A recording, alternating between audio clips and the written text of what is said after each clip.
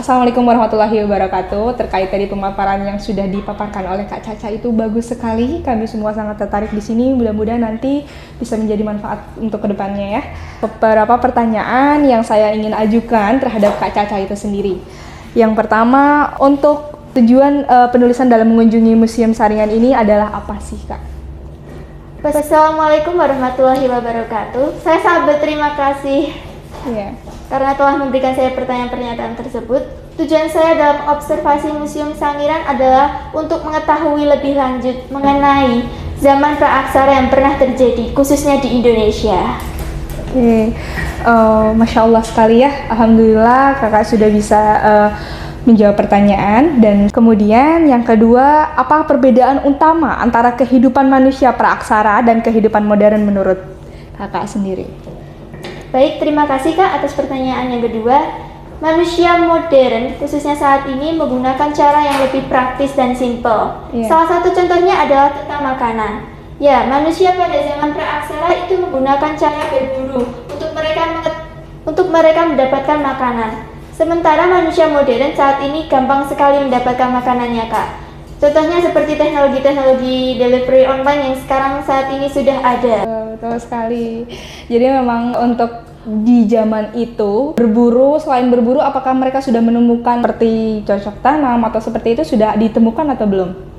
Ya, untuk bercocok tanam itu sepertinya sudah ada ya, Kak. Khususnya di zaman-zaman yang semakin maju antara zaman logam, zaman batu, itu mulai sudah bercocok tanam. Khususnya mereka yang sudah tidak memiliki sifat nomaden atau berpindah-pindah tempat. Betul. Baik, untuk informasi selanjutnya nih, metode apa yang kakak pilih untuk penelitian ini? Dan sebutkan kenapa kakak memilih metode yang kakak gunakan. Metode yang saya pilih adalah metode observasi. Mengapa saya memilih metode observasi? Karena di Museum Sangiran itu sendiri sudah ada informasi lengkap mengenai tengkorak-tengkorak atau fosil-fosil yang sudah disediakan di sana. Dan untuk di museumnya itu sendiri, apa yang bikin kakak jadi lebih tertarik terkait untuk bikin judul lomba ini? Sebenarnya karena ini berhubungan sama mapel sejarah saya yang sampai pada materi tentang manusia purba itu sendiri, Kak. Jadi saya keinget lagi tentang kunjungan saya ke Museum Sangiran pada saat itu. Oh gitu, oke. Kemudian untuk fosil tengkorak jenis apa yang ditemukan di Museum Sangiran itu? Seperti yang tadi kakak jelaskan itu contohnya apa aja sih, Kak? Mesti boleh dijelaskan lebih lanjut? Yang pertama ada fosil dari manusia praaksara. Yang pertama ditemukan Homo erectus. Lalu yang kedua ada Meganthropus paleojavanicus. Lalu yang ketiga ada Pithecanthropus soloensis. Lalu yang keempat ada Homo soloensis. Sementara fosil-fosil hewan yang ditemukan ada Stegodon, Carpidae, Bubalus paleokerbau, lalu ada Rhinoceros dan Bovidae. Oh, itu bisa dijelaskan lebih lanjut nggak sih, Kak? Itu maksudnya kan kita sebagai orang awam yang belum mengerti itu sebenarnya itu spesies apa dan memang ditemukannya di tahun berapa, itu bisa dijelaskan lebih lanjut nggak sih, Kak? Baik, Kak. Homo erectus itu ditemukan 100 jenis Homo erectus yang berhasil ditemukan pada Museum Sangiran itu sendiri. Ditemukan sekitar 1936 sampai 1941. Ditemukan oleh ahli paleontropologi asal Belanda yang bernama Gaher L. von Koenigswart. Lalu yang kedua ada Meganthropus paleojavanicus, ditemukan oleh von Koenigswart pada tahun 1941. Lalu yang ketiga ada Meganthropus soloensis yang ditemukan oleh Oppernort, ada Danterhar, lalu ada von Koenigswart, ditemukan pada tahun 1931 sampai 1934. Lalu yang terakhir ada Homo soloensis, ditemukan oleh von Koenigswart di Sangiran pada tahun 1931 sampai 1941. Biasa sekali ya, boleh tepuk tangan dulu untuk kakak Caca yang ini. Luar biasa sekali pengetahuannya. Jadi kita bisa lebih lanjut terkait penemuan prasejarah yang sudah kakak jelaskan. Dan kemudian ini fosil-fosil tersebut itu dapat diambil pelajarannya bagi kakak itu apa sih yang menurut kakak bisa diambil dari pelajaran itu tuh mana?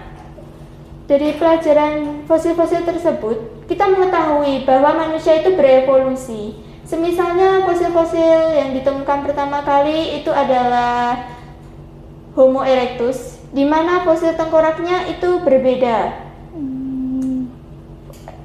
Volume otaknya juga berbeda. Bedanya itu gimana, Kak? Maksudnya Apakah mengalami perubahan yang signifikan atau yang seperti apa? Iya Kak, perubahan itu terjadi. Di mana manusia yang pertama itu tubuhnya itu kayak mungkin lebih besar gitu Kak. Iya. Dan badannya itu tuh kayak tegap banget dibandingkan dengan sekarang. Tegap sekali gitu, karena memang skill basicnya mereka berburu terlebih dahulu ya. Jadi memang mereka sistemnya berburu terlebih dahulu baru bisa menemukan produk pangan yang Benar tidak sekali. seperti sekarang ya, yang dengan instan atau gampangnya. Dan untuk perbedaan waktunya itu, rentan waktunya itu dari berapa Kak, kalau boleh tahu?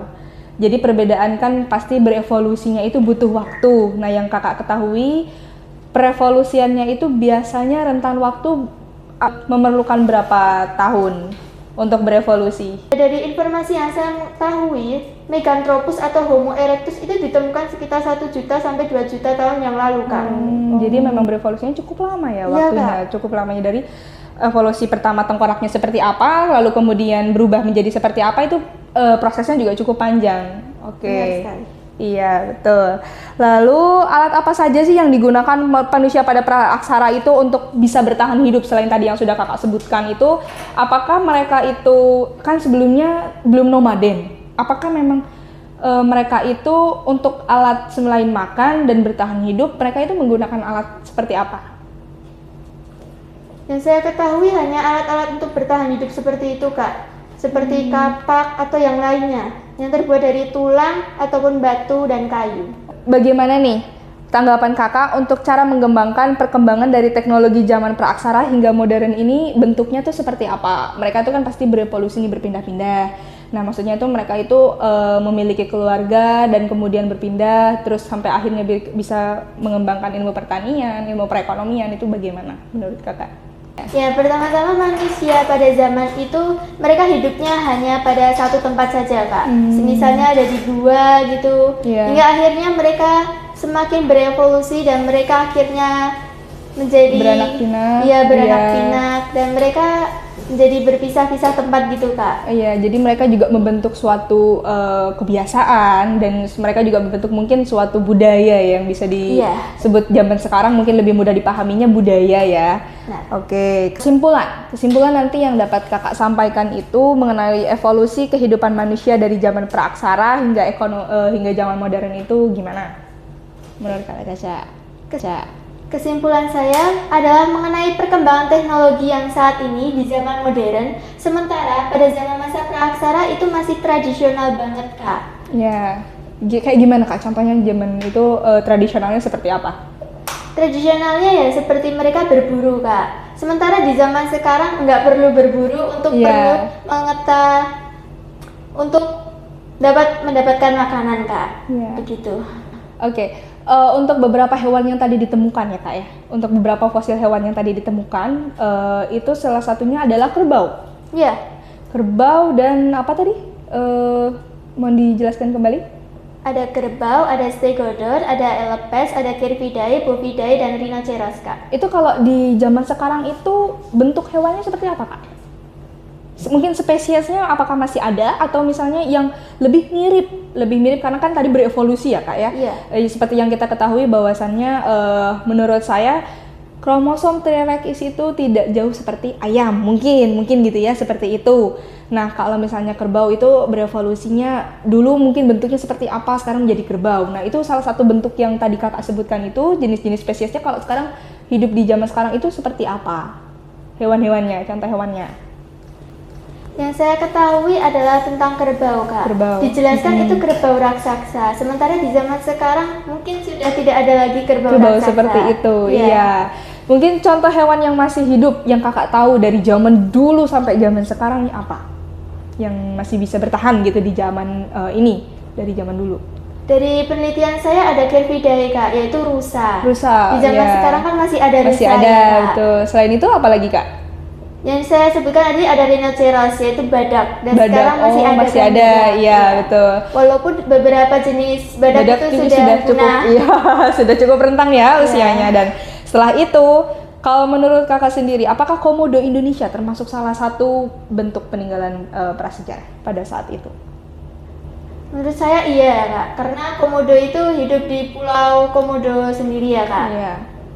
Jadi pada zaman itu memang bentuk komodo berevolusi atau tidak? Menurut kakak sendiri? Menurut kakak sendiri? Menurut saya tentu saja iya Kak, karena beberapa hewan itu berevolusi. Jadi saya berpikir kalau komodo itu juga berevolusi. Berevolusi, oke. Sama halnya seperti perkembangan manusia dan perubahan wujud yang dialami dari berjuta-juta tahun yang lalu. Dan untuk pertanyaan yang terakhir, mengapa pengetahuan tentang manusia atau praaksara ini penting untuk diketahui menurut kakak? Dan kenapa kita harus mengetahui asal-usul manusia itu seperti apa? Selain untuk sebagai bahan ilmu pembelajaran, menurut saya ini penting karena generasi saat ini harus mengetahui dari mana mereka berasal, dari mana nenek moyang mereka berasal. Jadi saya berharap agar para generasi Gen Z khususnya mengetahui tentang manusia praaksara dan jenis-jenis manusia lainnya, Kak. Jenis-jenis manusia lainnya itu maksud kakak seperti apa? Maksud saya ya tentang manusia praaksara itu sendiri Kak, kan dibagi lagi itu. Jadi kayak zaman logam, zaman batu, dan zaman lainnya Kak. Oke, yang kakak tahu sendiri nih tentang zaman logam. Zaman logam itu berarti manusia mulai menemukan logam? Iya benar Kak, dimana mereka menggunakan alat-alat yang terbuat dari logam. Dan untuk zaman batunya sendiri berarti mereka masih menggunakan batu untuk keseharian mereka? Iya Kak. Baik dari segi kehidupannya itu seperti apa sih Kak? Maksudnya kita kan masih belum tahu ya, kita masih belum mengetahui. Coba boleh kakak jelaskan tentang kehidupan logamnya itu, apakah mereka sudah menemukan logam untuk bertahan hidup, apakah untuk menggunakan sehari-hari seperti memasak atau berburu atau seperti apa itu gimana? Saya mau lebih mengetahui tentang zaman batu Kak, Dimana kehidupan mereka itu masih tradisional sekali. Mereka menggunakan cara-cara yang sangat masih tradisional, dimana mereka menggunakan alat-alat yang mereka buat sendiri dari batu. Dan mereka itu hidupnya lebih kayak berada di satu tempat aja Kak. Mereka tidak berpindah tempat, itu yang saya ketahui. Oke. Nggak apa-apa. Boleh tepuk tangan sekali lagi untuk Kak Caca sudah bisa menjelaskan dengan relax, santai, dan mudah dipahami ya tentunya. Oke, kalau begitu saya sampaikan menarik. Alhamdulillahnya bisa menyampaikan dengan baik dan ini menambah ilmu pengetahuan baru bagi kita semua. Tentunya nanti mendapatkan manfaat dan mudah-mudahan nanti manfaatnya juga kembali lagi untuk Kak Caca gitu. Kalau begitu mungkin cukup sekian yang bisa saya sampaikan. Wabillahi taufiq wal hidayah. Wassalamualaikum warahmatullahi wabarakatuh. Waalaikumsalam.